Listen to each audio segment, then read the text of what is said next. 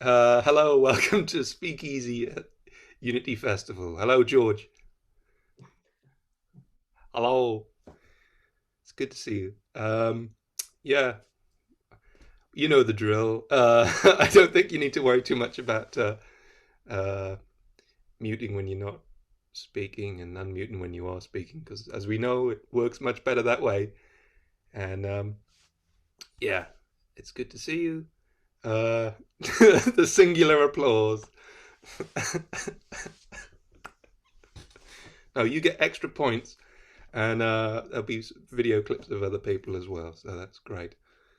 All right, this one's called Unity Poem, funnily enough, which I thought was appropriate for the Unity Festival, and it goes like this. Carlisle, this place called Luguvallium. Roman legions march along a final frontier, the edge of empire, the end of the world. Empires rise and empires fall, but not all the people go back to whence they came. Ties that bind, family, a sense of belonging, home. This place is home. A home to you, a home to me, a home. A man's home is his castle. History turns the diarist's page. Bridges are built, factories, mills, biscuits are made, cloth, munitions, ports opened and closed, lost at sea, floods of people, farming, markets. Here come the trains, the marshalling yards, the Great War. But when did war make anyone great? Suffering, pain, sacrifice, loss. Those are the winners from war, not the people caught up in the battles, reasons long forgotten why, displaced, dispossessed, dying to escape, dying to escape. Flee the oppression, run for your life. What must it take to abandon your home? That is you. You are as much that place as it is you. We mirror the places in which we reside. These places we call home. These bricks and mortar we call home. Shelter, warmth, dry, safety, sanctuary. This place is a home, even if only for a moment. For moments in time become history, and history is shared. Its ownership is not allocated to one or the few. It is universal. It is yours, mine, everyone's. This is a place in time. This is a place to live. This is a place to work. This is a place to give, even just a little bit of compassion. An island of calm, a calm isle. This place is for the many. This place welcomes those who find a magic in red brick walls and cobbled streets, concrete and steel, living side by side with those Roman stones and medieval walls. This calm isle is not so sleepy as you might think. Scratch under the surface and see. A home for you and a home for me. This place is Carlisle. And there you are. Thank you, George. Thank you. Right. Do you have a piece, George? I'm not sure whether this will fit in with Unity particularly, but it is actually about how welcoming Brantwood is, Ruskin's home at Coniston, and it's a little bit about how people come to the place and become healed, shall we say, having left the hubbub of their daily lives. So this is at Coniston. The old man has curried down under a muslin sheet. I cannot see his clouded brow, but know he has not moved. Waits passing rain, will stare back at me, haunting Ruskin's home, rubbing dry thoughts into sparks of verse, trying to light my fire. He has seen reputations crash and burn, counted walkers out and back, comforted city casualties who come to nature's ward of solitude. He gathers them to the fold till they are hefted on his shoulders. I sit in the professor's bower held tight in stone, taste smoke upon my lips, blow word rings on the page, wait for the paper to scorch. But this day's mist dampens my chance of flame. I retreat to the house, to a circle of friends, to hunker down in their warmth. Thanks, Phil.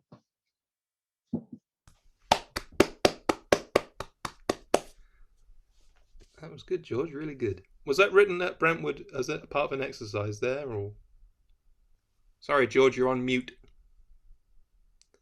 So, sorry, Phil. Yeah, it's from a book, Brantwood, which I went to Brantwood for 2 courses of 3 days each, and I wrote 10 poems on each of those courses, and then put them together into a book. But it's such a healing place, I think, such a place of comfort, and also that thing about finding friends and friendship. And there's a community of writers, but there's also a wider community, and it's that. So Cool, that's really good. All right, I've got a couple of recordings, so I can try and play those. Let's see what happens. I'll try and attempt a screen share. And this is a piece from Mark Griffiths, aka Fernando Smith. Let's see what happens. Can you see that, George? Yeah? Okay. Umwelt is a word. It's about the world as it's experienced by a particular organism. Umwelt. Like radiation, we cannot yet see hope. If we feel it, then we do so only in the way water is sensed, passing across our bodies as we swim the channel. I have imagined a machine that looks into dark rooms. It translates that part of the world otherwise invisible, even to well-practiced eyes. Until its production lines open, we will watch for movement in the bushes around our perimeter. Let us now be like the passing of the seasons, the leaving and returning of swallows, the lost star reappearing in the constellation of a new union. There we are, Fernando Smith, everybody. Cool. All right, I've got another video. This is from James Scott Riddick, and this one, I think it's called "How Far Will Hope Stretch?" How far will hope stretch before holes form in its white face? A cartoon ghost staring blankly back. A miniature person, maybe me, maybe you, runs over the top.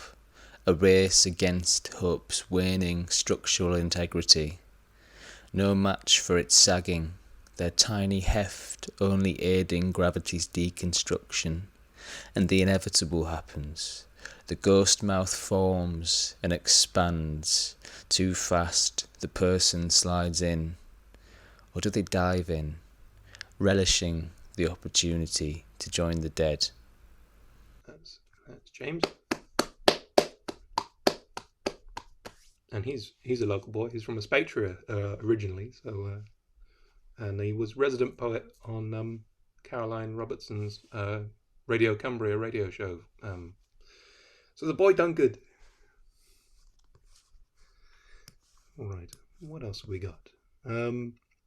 Got some videos from a local artist, Linda Fitzgerald, and she's been working with Syrian refugees the last couple of years, and this is a clip from her, and also from one of the Syrian refugees, Shireen Hammer. So we've got Linda first, and then Shireen, and they can explain what they've been up to. So this should be Linda.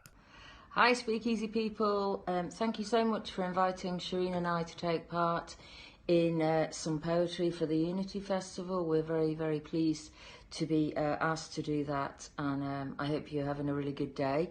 Shireen and I visited the Don McCullin exhibition in Liverpool last weekend, and if those of you who don't know, Don McCullin is a very important conflict photographer and pretty much documented all of the conflicts of the 21st and 20th century. But he also famously photographed Palmyra and in the 1970s, the famous Roman site in Syria, and that was always been a very important touchstone for Shireen and I, because our work for the Freiram project, some of that took place up on Hadrian's Walls. So we've always felt that was a really important link for us, from coming from different parts of the world, but having a shared history, and obviously that's an important motif for us. So when we were looking around the photography exhibition, we both noted that there was civil wars that were photographed, and we found very moving of places that our fathers had both fought as soldiers. In the 1970s, Shireen's father fought as a soldier in the Lebanese Civil War, and in the 1950s, my own father was doing national service in Cyprus, but was caught up in the civil war between the Greeks and the Turks there.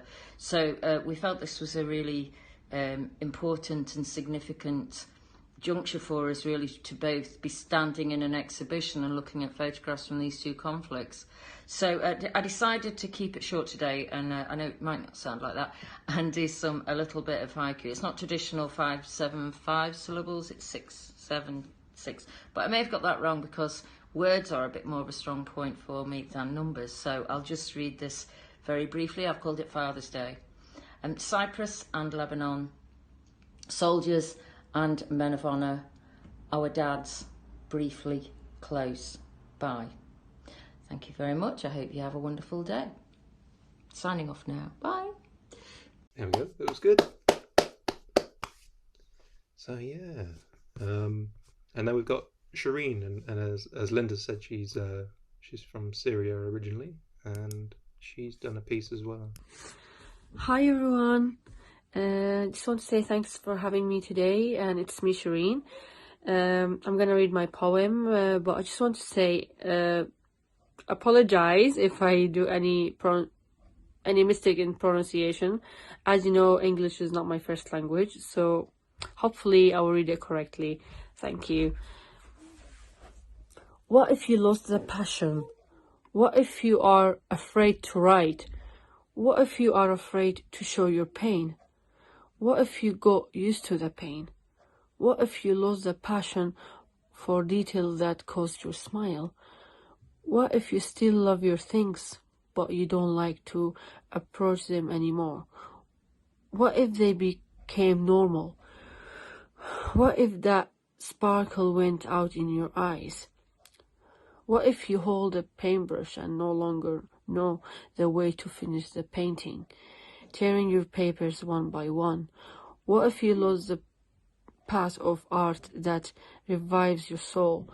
What if you are afraid to approach your favorite things because you lost passion for them?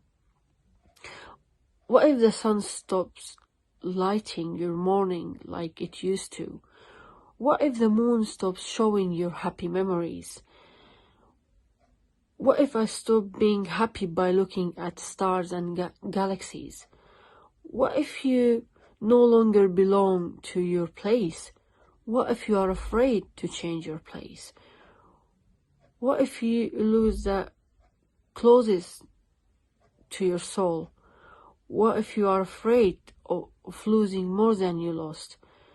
What if you were lying on a golden bed and feel nothing, not feeling safe? I suffer from fear disease. I'm afraid of losing. I lose my things. I lose a dear, a friend, a lover. I'm afraid of losing myself. I'm afraid of losing more than I have lost. I fear losing my passion in life. Thanks for listening. I hope you have a nice day. Thank you.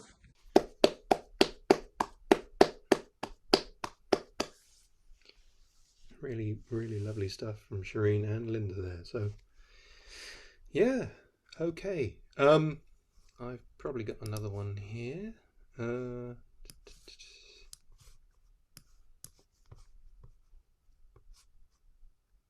This one's called Value the Difference. You don't have to walk 1,000 miles wearing someone else's shoes to understand another. Try and listen to their point of view. You search for heaven, Shangri-La, but with so much conflict and war, this world's certainly no Valhalla. Can't get further from utopia. Too often, I'm afraid, we find there's a sad sort of irony. The flaw within humankind is we hide our humanity. If reversed the roles were put of economic migrant or refugee, if the shoe was on the other foot, it could be you, could be me. Thoughtless words betray an ignorance. It's easier to look away and turn the other cheek when finding value in the difference could unlock the paradise you seek. There you are. Thank you very much. Okay, George, do you have another? Yeah, I can certainly do another. I was actually thinking about the theme of unity. It's not so much unity, but it actually touches on the fact that at one point Ruskin had a nervous breakdown. I think that we have to be aware that during COVID and lockdown, that people have started talking about loneliness and isolation. And yet for many people, that was their normal before COVID even came along. And it's maybe made us more aware of the fact that we do need community, and that as a community, we've rallied around so many people, but maybe we still leave some on the fringes and don't. And this is at night on return home from Brantwood. My madness plays backgammon with Ruskin's demon, which surprises me as I do not know the rules. Only know this demon from the abandoned bedroom. High, floating high, a window floating. Realize there is no rule of black. Step back to watch wraith touch wraith in consolation of dream and dark caverns, unrolled passages of night. My madness seem worn irises caressed by Ruskin's eye. Here's a sigh leave the perfect window. Picture in my vision of this dream. Ghost down the path to the constant lake. We walk on water like a god with stylus in hand, chip, chip at alabaster, seeking, seeking. Madness turns to me, says, go to sleep. I want to leave the flowers delicate, arranged on the mosaic table, in the window close paned. Drift and drift, find, no, do not find a final line. Thank you.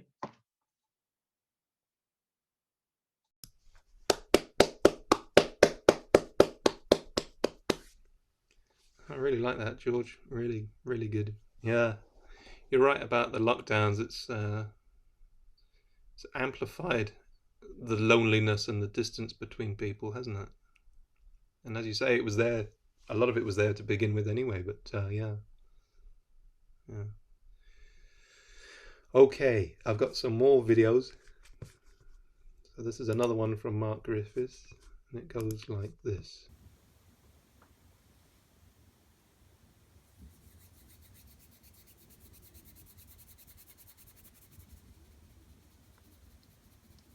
Chinese whispers on the theme of wormwood. We're at the end of a dream. The cows call out angels. Ships pull their moorings and drown. The president weeps when the cameras blink. A great star falls into the bitter river. Here, On the corner of duty and kindness, we will wait with tired hearts pounding a little more gently, then less and less and less and less. All we did is counted, tallied. A golden horn pierces the eyes of unborn children. Sulphur reeks from earth's armpits, and we are at last revealed to the forensic eye. Horny dogs mount frigid apes raped by bad men. Belladonna stains our fingers. We scratch at our eyes, and they grow dark. The little girl stirs at a fuzzy screen. Broadband feeds her belly. At times like these, where even the light-hearted feel cornered, the coda is stranger to the verse. Here, on the corner of love and hope, we will dance with our open hearts, cautious and a little more brightly in hope from the corner. With hope from the love. With hope from the recovered air, perhaps clearing.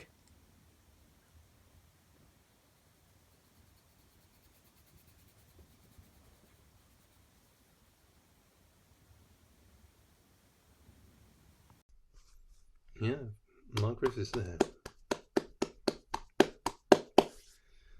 Okie dokie. Yeah. James has got another piece I can share as well. I think this one is, I think it's called, I'm not sure of the title, I think it's The Luxury Only to Worry, but I'm not sure. But, yeah. Here he is. The luxury to only worry bursts in the mouth, not toxic, but it tastes drained abscess, lingering like garlic on the breath, aggressive inconvenience in the face of an indifferent date. Go home deflated, but not forever. When the water is high again, you're okay. Plenty of time to get out the way, a little float left in you. If things get closer, back out again. Average day as far as the eye can see.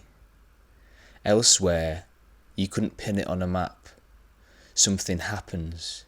The details buried too deep in a Guardian article.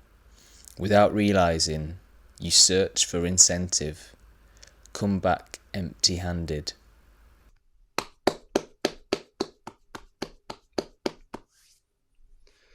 Okay, and I've got another video. This one's by Sir Stephen Hymers, and I'm going to share his take on lockdown. This is When Time Stopped, also the Richardson Street Blues. It goes like this. My name is Stephen Hymers, and this is Carlisle Cemetery, not far from where I live on Richardson Street. And this one is entitled When Time Stopped. The streets are empty, the roads are silent, no birdsong can be heard, no planes to be seen in the sky, no children out playing, no breeze can be felt, no dogs barking, no signs of human life. It's almost like time has stopped, like the hands of a clock which has struck. It's like time has stopped flowing, it's like time has gone out of sync. The shops are still, the doors are kept shut, the windows kept closed, families kept alone. Will time ever flow again? Will any noise be heard again? Will life return to normal again? Will things ever be the same again? Only time will tell, as the saying goes. Only time will heal all wounds, hopefully. Time and tides will flow again, when the stars burn bright in the sky. When time stopped, oh, have I got the Richardson Street Blues.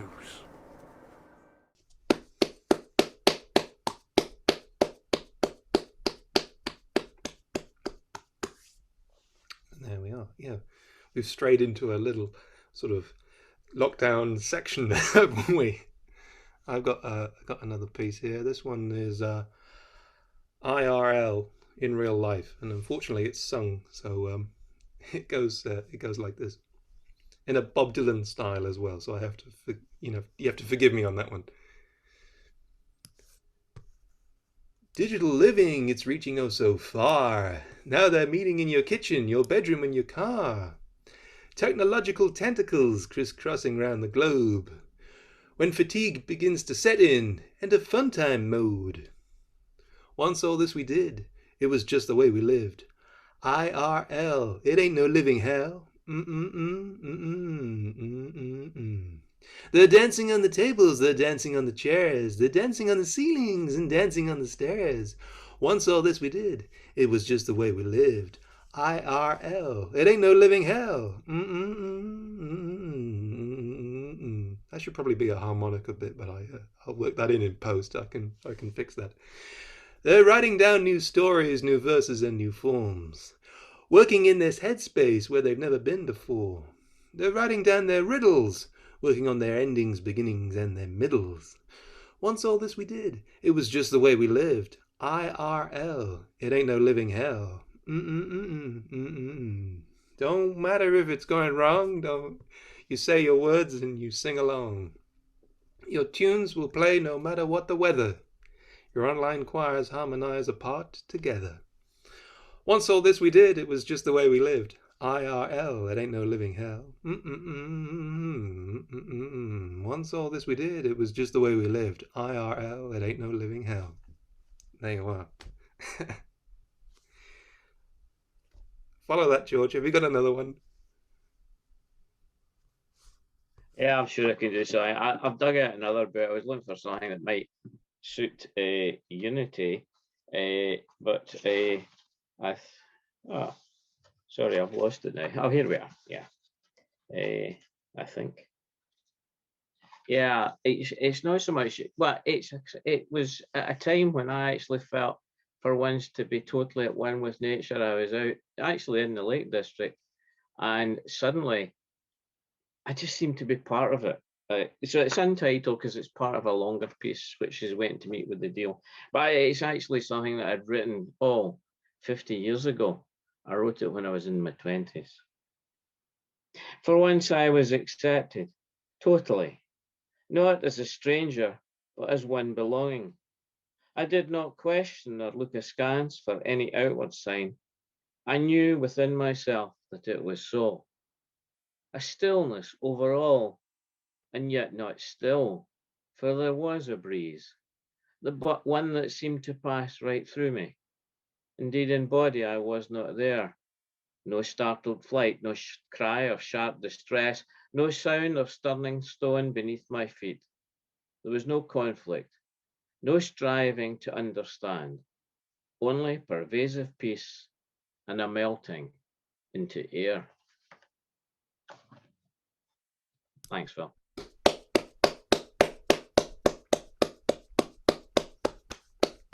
Yeah, those moments are just magical, aren't they? Particularly when it's just you on your own and you're just in the middle of nature and surrounded by trees and wildlife. It's just magical. Yeah, and for once, nothing seemed to be stirred by me. And, it's just one of those total moments of peace.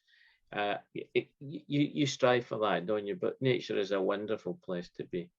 Sorry, that sounds stupid, but you know what I mean. No, it absolutely is. I mean, we should look after nature a bit better than we do, really. And that sort of leads me on to my next piece. It's almost as if it was planned. This is called I Should Be Doing Something. I'm sitting here doing nothing when I should be doing something. But I can't do it all. Elsewhere, people are fighting. We're hating, arguing, negating our responsibilities, breaking our promises, breaking people's hearts, robbing people of their lives. Somewhere, a kiss is stolen. Lovers embrace, that complicated on and off strand of the human race.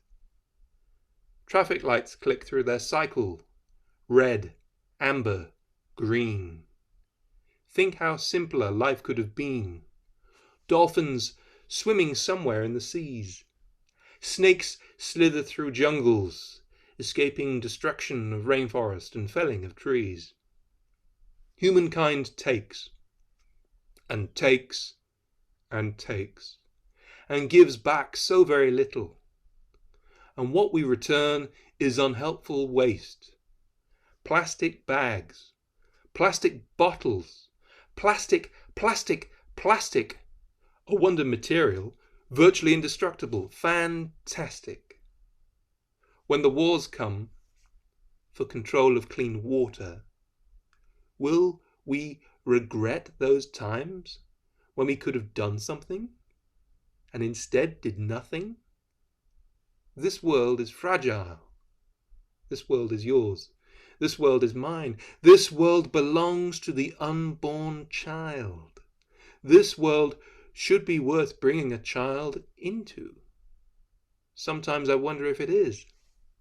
The future looks a bit screwed up, thanks to human greed, to fulfill that need, to be selfish and wanting.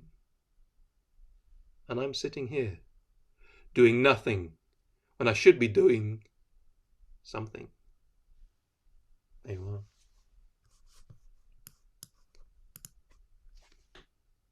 Thanks, George. Cool. All right. I've got a couple more clips from those stalwarts of SpeakEasy. This is another one from, this is a song from Fernando Smith. Goes, Sammy's Hill goes like this.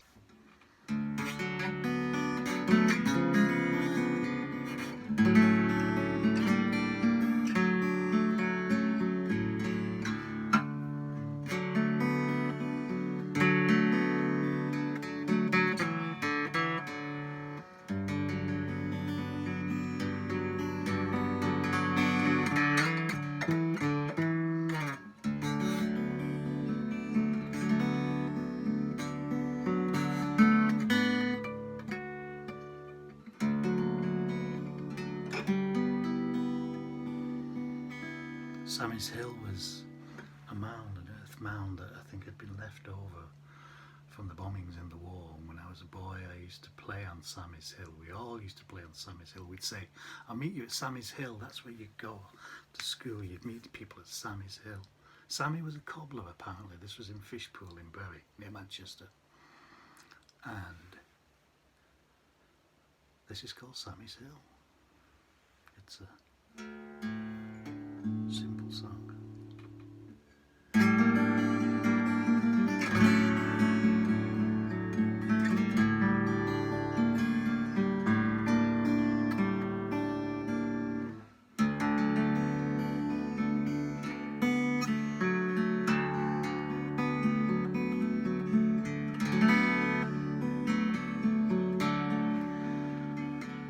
Calling you, calling you, calling you from up here on Sammy's Hill. I did wait for you.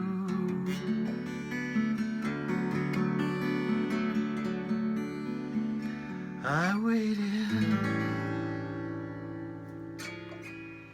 such a long wait,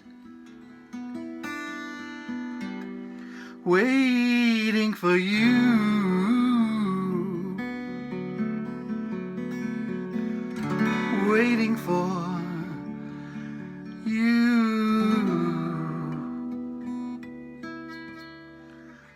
I did wait for you.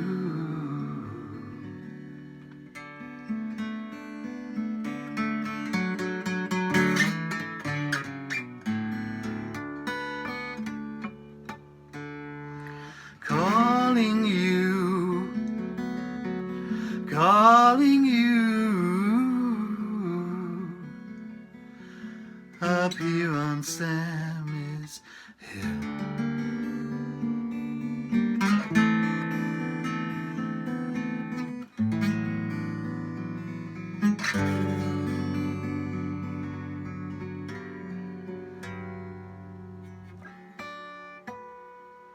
I did wait for you.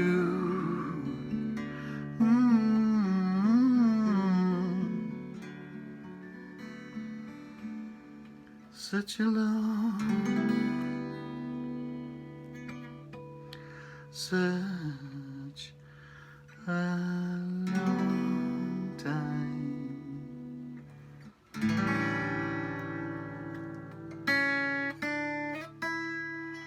Waiting for you.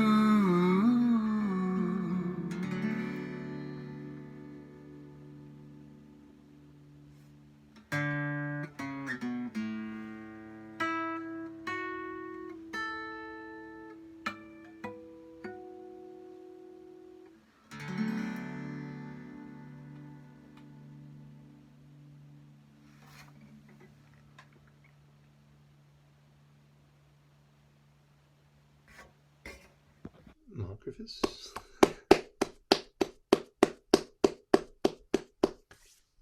Great song, and the lovely sound on his guitar there, isn't it? It's just beautiful. Yeah, all right. Surprise, surprise, I've got another video from James as well. So we'll see what he's got to say. This is Poem as Roll Handover. Poem as a roll handover. I hope this finds you well. It's important to remember, no matter how counterintuitive it may feel, to always accept when you absolutely shouldn't. Really, the position is as much me as it was mine. You'll have to untangle the matter that's left, the strands that grew to fit around me. Short and sweet, but there we are. Talking about untangling things, this is a piece I wrote for a Black History Month event a couple of years ago that we held at Tully House Museum. And I got to thinking about, well, the whole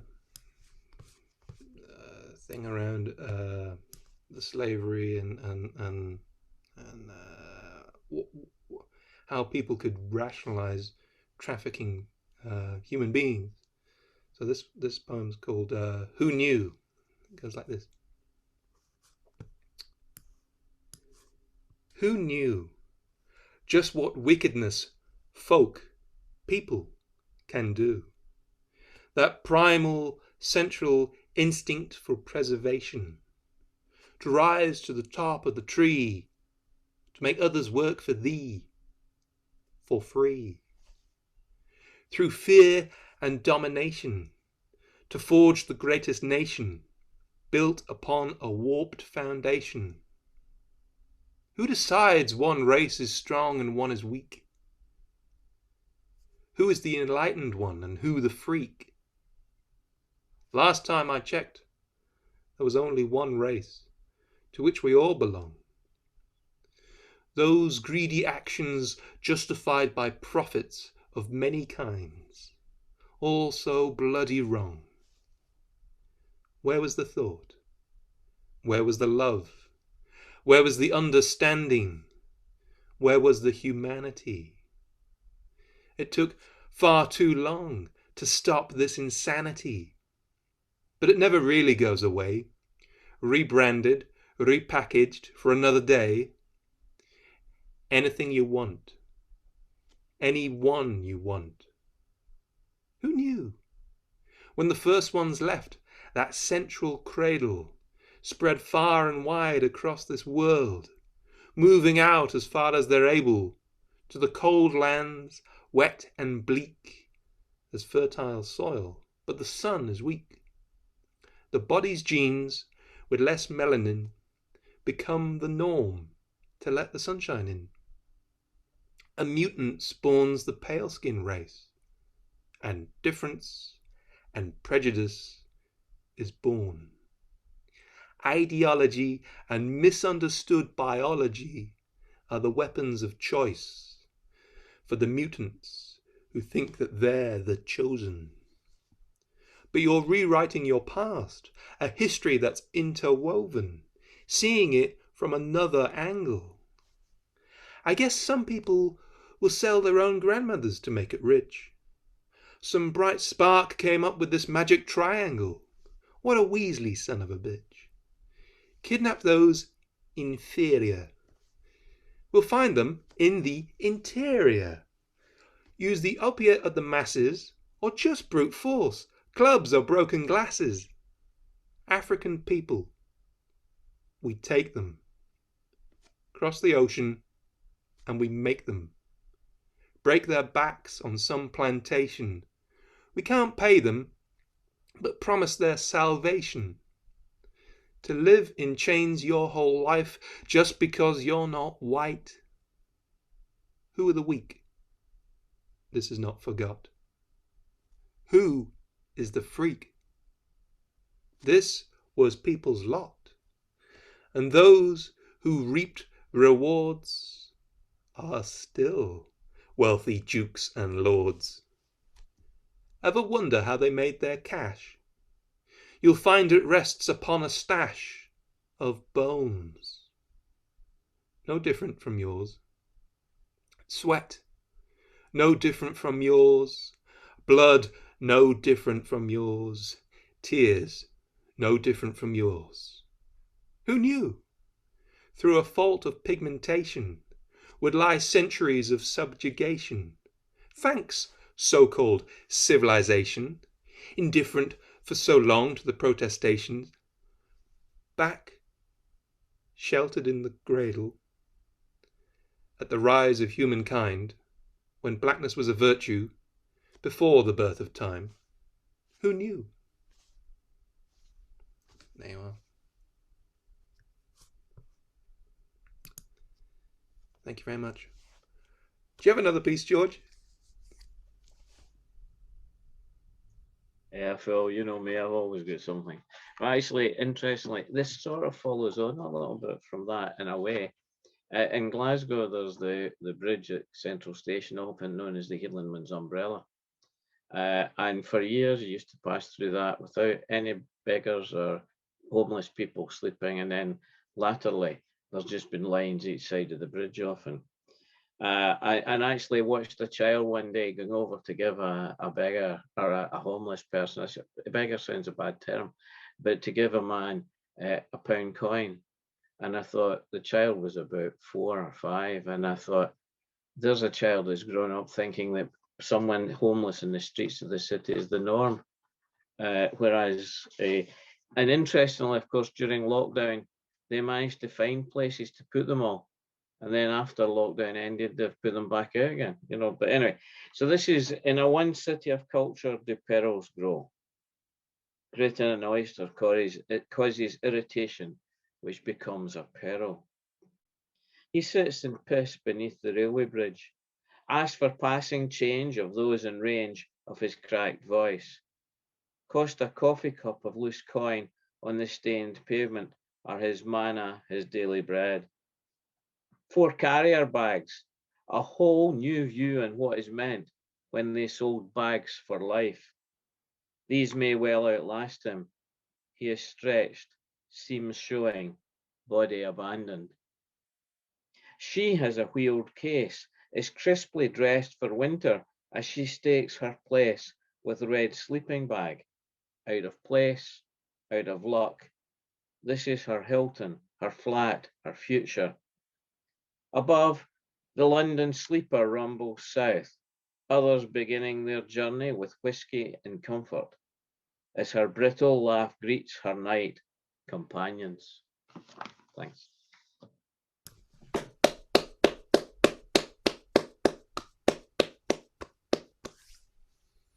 That's very powerful, that, George. It's you're absolutely right. You know, it is strange how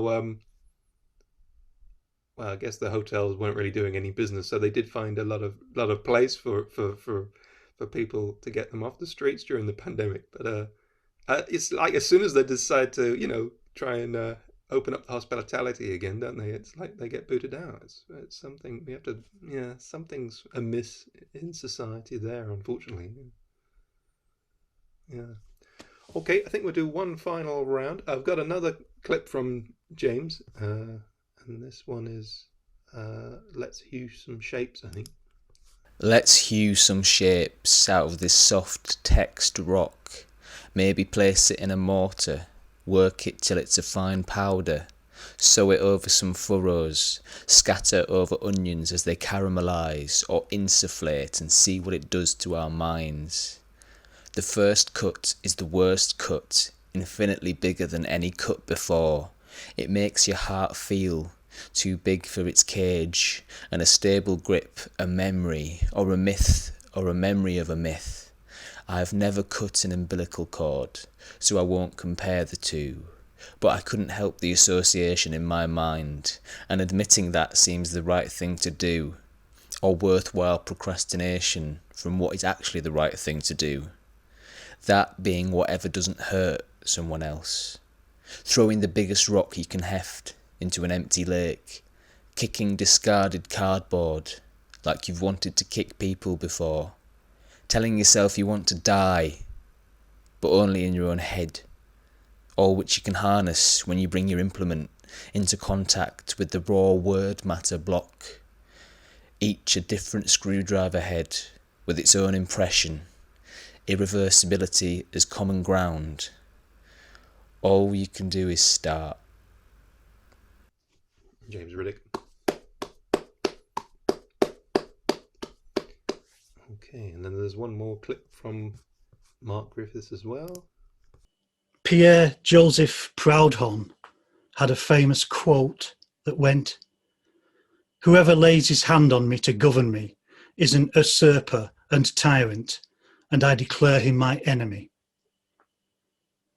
This is called Catalan Cowls. From Catalan Cowls to Manchester cobbles, always here, this tender arm, this rock of shoulder, this open heart, this absolute light. These people, they endured the gravest storms, bit their lips and cracked a joke. No more. Across the way, a field lies waiting to be reclaimed. A seed in soil watered with 4 hags' portents. You think the oak will submit to breath so foul, spat out from lungs corroded with deceits and vanities? No more. No more.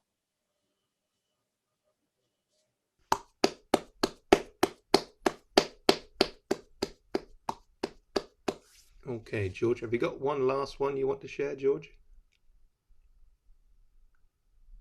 Yeah, I'll do some, but I thought I've done some sort of sad and deeply pensive things. So I thought I'll end with something a little bit lighter, which is I hope it's self-explanatory.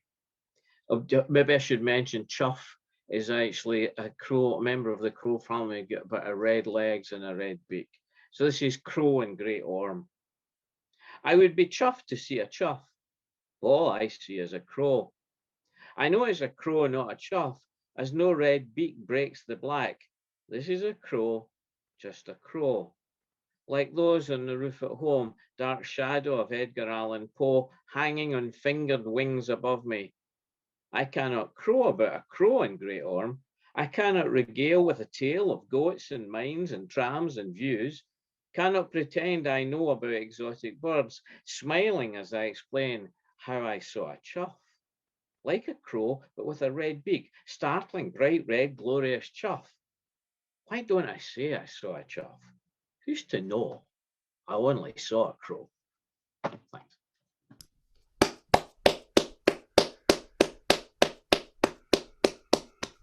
Oh, fantastic. And that was on the Great Orme, did you say? Yeah, Llandudno. Fantastic. Cool. All right, I've got one last one and then we'll wrap things up. This is Lockdown Town and in the style of John Cooper Clarke. So here we go. Spending all our time staying in the house, ordering food, shopping with the click of a mouse, wailing sirens, a haunting sound. We're living in Lockdown Town, Lockdown Town, Lockdown Town. Don't look now, we're in Lockdown Town. If you go out, you need to wear a mask. Is keeping 2 meters too much to ask? There's an horrible bug going around. You better watch out, we're in lockdown town. Lockdown town, lockdown town, don't look now, we're in lockdown town. There's no laughter, there's no play, all our kids are locked away. Turn those smiles upside down, don't look now, we're in lockdown town. Yeah, lockdown town, don't look now, we're in lockdown town. Some say it's fake news, some say it's lies. When they catch COVID, they're in for a nasty surprise, as realization dawns in their eyes, and they frown. We're in lockdown town. Lockdown town, lockdown town, don't look now, we're in lockdown town. Roll out the vaccination, right across every nation. Essential workers make us proud. We'll sit tight in lockdown town. Lockdown town, lockdown town, there'll come a day when we can all leave lockdown town. We'll remember those lost and those who survived. Things will be different in all of our lives. Maybe some solace at last will be found when we no longer live in lockdown town.